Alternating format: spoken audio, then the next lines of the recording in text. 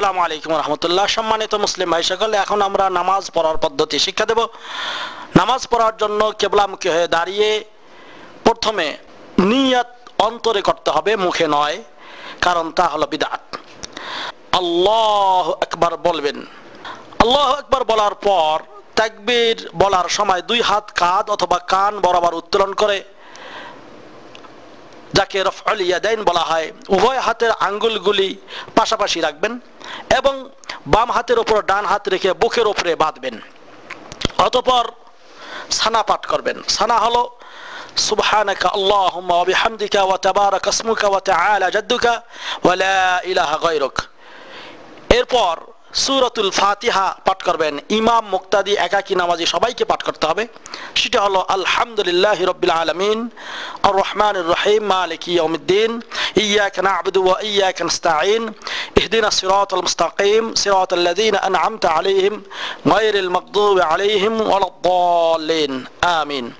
এরপর অন্য যে কোনো একটি সূরা পাঠ করবেন। করার পর আপনি আল্লাহু আকবার বলে হাত দুটি আবার পূর্বের ন্যায় কাঁধ অথবা কান বরাবর উত্তোলন করে এরপরে রুকুতে যাবেন।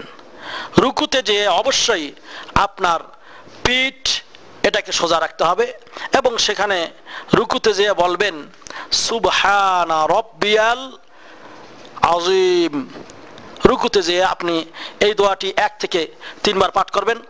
পাঠ করার পর সামি আল্লাহু লিমান হামিদা এই কথা বলে, ইমাম বা একাকী নামাজি হলে এই কথা বলে উঠবেন এবং বলবেন রব্বানা ওয়ালাকাল হামদ হামদান কাসীরান তাইয়্যিবান মুবারাকান ফি, এই কথা বলে সোজা হয়ে দাঁড়াবেন।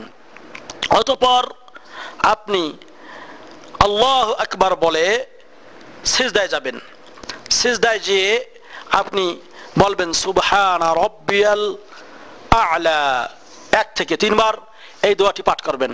সিজদায় যে নাক কপাল মাটিতে লাগাতে হবে, 2 পায়ের গোড়ালি একসঙ্গে জড়াতে হবে, আর আপনাকে পাজর থেকে হাত দুটি আলাদা রাখতে হবে, হাত দুটি বিছানো যাবে না, আমরা যেগুলি ছবির মধ্যে দেখতে পারি।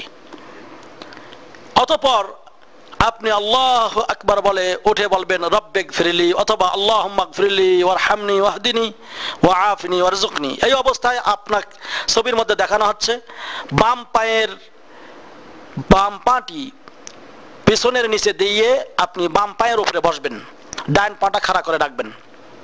এরপর আবার আল্লাহু আকবার বলে দ্বিতীয়বার সিজদা করবেন। দ্বিতীয়বার সিজদায় যে আগের সিজদার মতোই সিজদা দিতে হবে।